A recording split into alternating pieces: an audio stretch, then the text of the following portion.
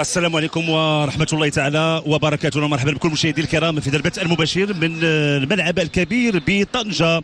أرحب بكل مشاهدين داخل وخارج أرض الوطن وعلى قنوات الشركة الوطنية للإذاعة والتلفزة المغربية. في البداية رمضان مبارك سعيد، كل عام وأنتم بألف خير. سنتابع بعد قليل مباراة كبيرة، مباراة ودية دولية ستجمع بين المنتخب الوطني المغربي والمنتخب البرازيلي المصنف أول عالميا منتخب سيليساو، في ضيافة أسود الأطلس. المنتخب المغربي الذي حقق إنجازا كبيرا في مونديال قطر بإنهاء المنافسات رابع العالم سيكون بعد قليل في ضيافة هذا الجماهير وهذا الحضور الكبير للجمهور المغربي. يمكن نقول بأنه منذ ساعات طويلة، بل هناك عدد من فضل الإفطار هنا بالملعب الكبير بطنجة من أجل المتابعة ومن أجل مساندة العناصر الوطنية والمنتخب الوطني المغربي. أمامنا طاقم تحكيم هذه المواجهة، الحكم صادق السلمي من تونس والذي سيقود المواجهه بمساعده محمد بكير وحسن خليل. الحكم الرابع مصطفى كشاف على المستوى سفيان امرابط لاعب فريق، ولو ان وليد القناقي اختار بان بلال الخنوس ان يكون حاضر في بدايه هذه المباراه. أولاحي يحاول يمرر التمريره. اشرف حكيمي، هناك خطا بالفعل، كان تدخل ديال اليكس نيكولاو. سعد في هذا اللقاء. انتبه المحاولة، حكيم زياش ترفع الكرة، فرصة وتدخل الدفاع، إبعاد الكرة. الدوري البرازيلي انتهى بداية نوفمبر الماضي. انطلاقات وسرعة فينيسيوس جونيور، تدخل ممتاز. المنتخب البرازيلي من الجهة اليمنى وسط لاعب إيميرسون، حكم كيمنع خطأ.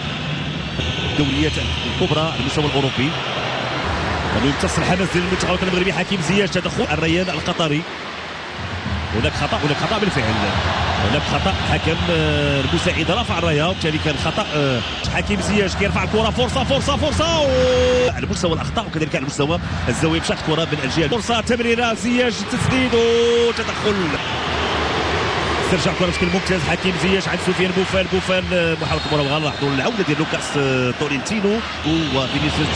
كرة خطيرة دخول داخل المنطقة الجزائرية عند لوكاس تورينتينو، خطيرة، فرصة خطيرة لفائدة المنتخب البرازيلي. كرة مشات فوق المرمى، أبرز محاولة تجاه لاعب أليكس نيكولاو، كرة بعيدة خارج عن فرصة لفائدة المنتخب الوطني المغربي نصير مزرعة، ولكن وأوروبا في الوقت تبع هذه المحاولة لممثل القارة الأمريكية الجنوبية. منتخب البرازيل تدخل واسترجاع هذا المباراة. تبع المحاولة بواسطة فينيسيوس جونيور، يوسف نصيري، فرصة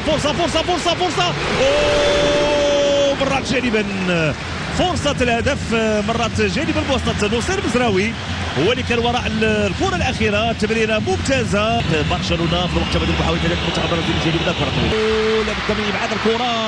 ياسين بونو كنقول انه بقميص المنتخب الوطني المغربي. اشرف حكيمي استرجع الكره بشكل مبين، خروج ياسين بونو، خروج خاطئ والهدف الاول لفائده المنتخب البرازيلي في الوقت الاول الوطني المغربي، وبالتالي الغاء الهدف ديال فينيسيوس جونيور. كان نتابع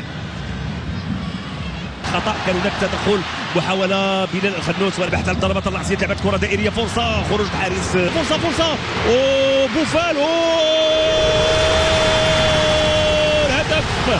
هدف اول لفائده المنتخب الوطني المغربي وسط سفيان بوفال.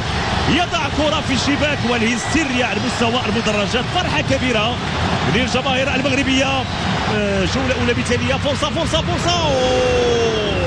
فرصه اخرى لفائده المنتخب الوطني المغربي. عز الدين يسرى، فينيسيوس جونيور، واشرف حكيمي.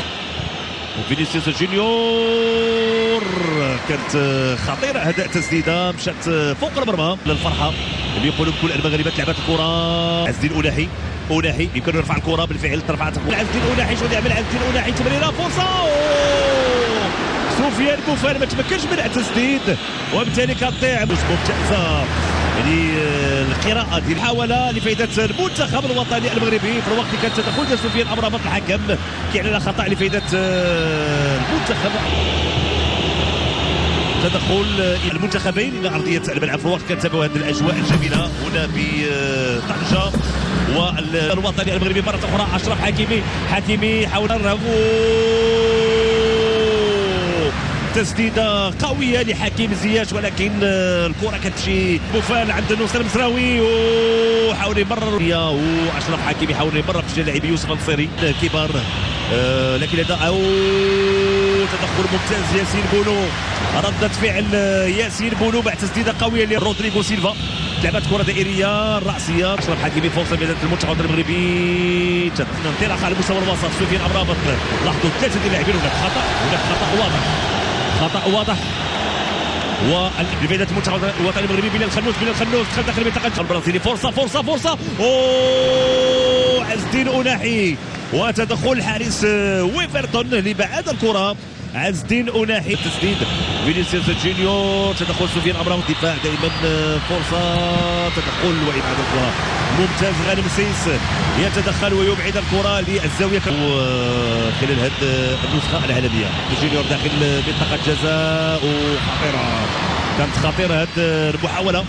لعبات الكره دائريه، لابد من ابعاد الكره بالراس بالفعل. سانتوس وكذلك رودريغو، فرصه داخل منطقه جزاء، تدخل منطقه جزاء، لعبات الكره الراسيه خطيره، لابد من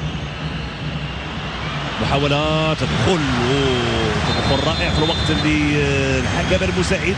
رفعت الكره داخل منطقه جزاء، فرصه اخرى خطيره في منطقه جزاء، رفعت الكره في القائم الثاني، تدخل امام يوسف النصيري، خطيره هدف تعادل لفائده المنتخب البرازيلي.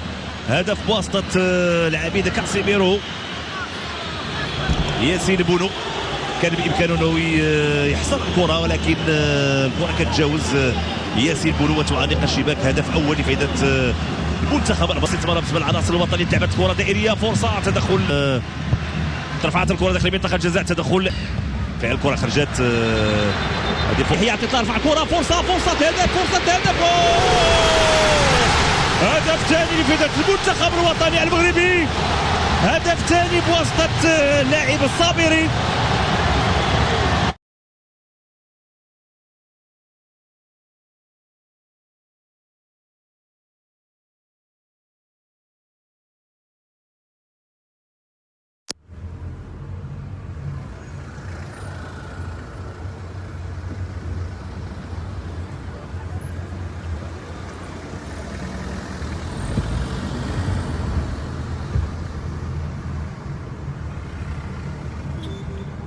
سيرة ما تنعمس.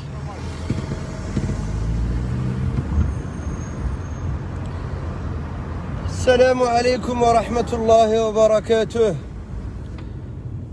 يا أيها اللفان، أيتها اللفانات، أيها المعجبون، أيتها المعجبات، لقد توحشناكم غاية الوحوش، ونتمنى أن تكونوا بخير وعلى خير.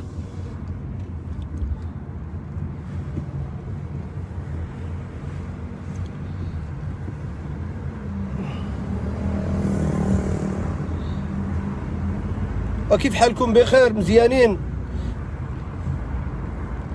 الله يحفظكم ويبارك فيكم.